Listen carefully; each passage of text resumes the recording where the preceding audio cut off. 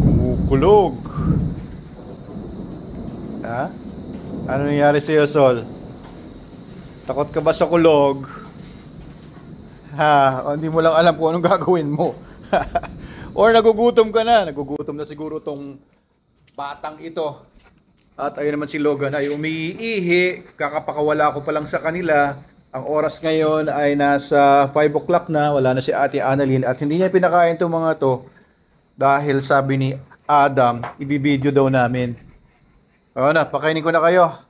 Adam, pakainin ko na yung mga aso. Ito, abangers na sila, Sol, tsaka si Logan. Abangers na itong dalawang bata. At ang isang lolo pala. Isang bata, isang lolo. Ano? Pupoops ba kayo? Kukuha na kayo ng dog food eh. Ito, kuha ko sila.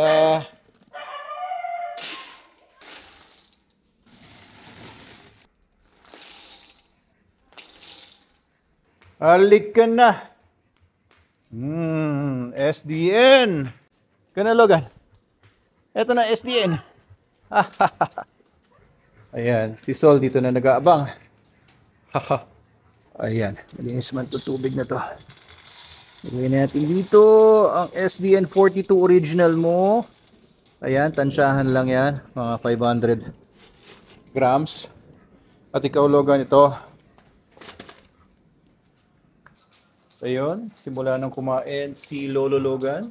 Nyam nyam. Sige lang.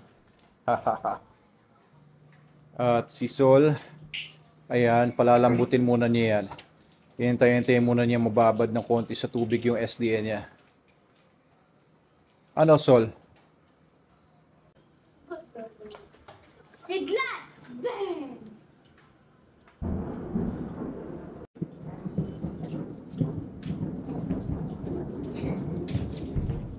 Parang takot sa kidlat si Sol ah. Ha? Takot sa kulog? Ha? Matatakutin ka ba, Sol? Hindi pa siya sanay siguro. Kaya parang kanina pa to. Parang natuturete siya. O parang di niya alam kung anong gagawin niya. Nakakawalan ng gana kasi pagka gano'n nakakarinig ng mga kulog, ang mga asong hindi sanay. Pero to si Logan, okay lang naman. Chill lang naman si Logan. Oh, binabantayan niya si Sol. Baka pumunta sa food niya. Kaya kain lang siya. Si Sol wala pang gana.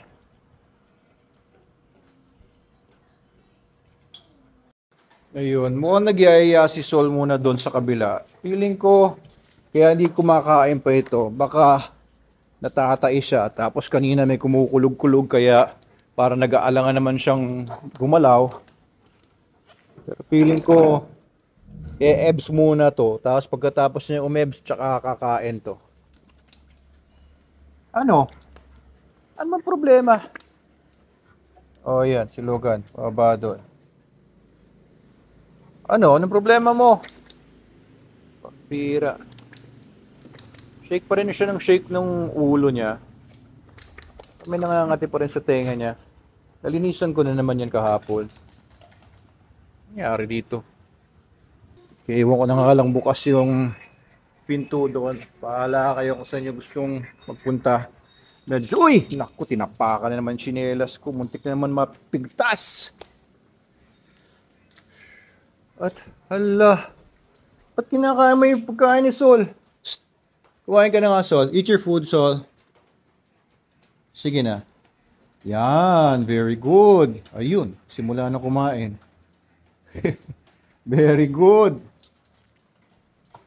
Ayan, start na siya. Basa na eh, tsaka malambot na.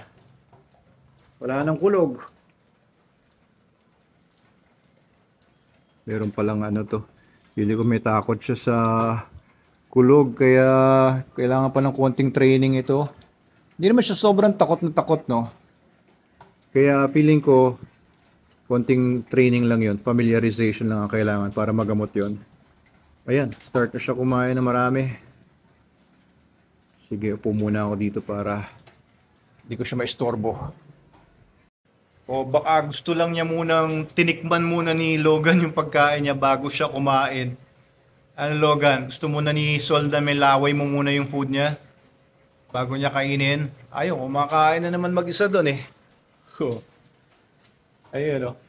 Kailangan lang niya ng makita na tinikman mo. No? Sinisigurado niyang walang lason. Ha? Buhay ka pa eh. Ayan, nangalahati naman siya. Pero tamad siya kumain ngayon eh. Kasi kagabi pinakain ko sila. Ano na? Alas 12 na yata. Madaling araw na yata yun. Buti pa to si Logan. Naubos niya kagad yung kanya. Ano, Sol? Maya-maya pa? Ayan.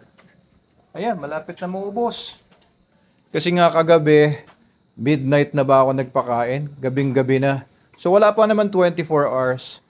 Kaya minsan maganda rin talaga na merong tayong fixed schedule para alam nila talaga, meron silang biological clock kasi kapag ngayon umaga mo pinakain, bukas naman gabi, sa susunod tanghali, magkakaroon ng problema yung biological time clock nila. Gawa ng di nila maintindihan kung kailan mag-start yung meal time nila or hindi. Ayan, naubos na. Very good naman. Naubos na yung flash ko, pasensya na.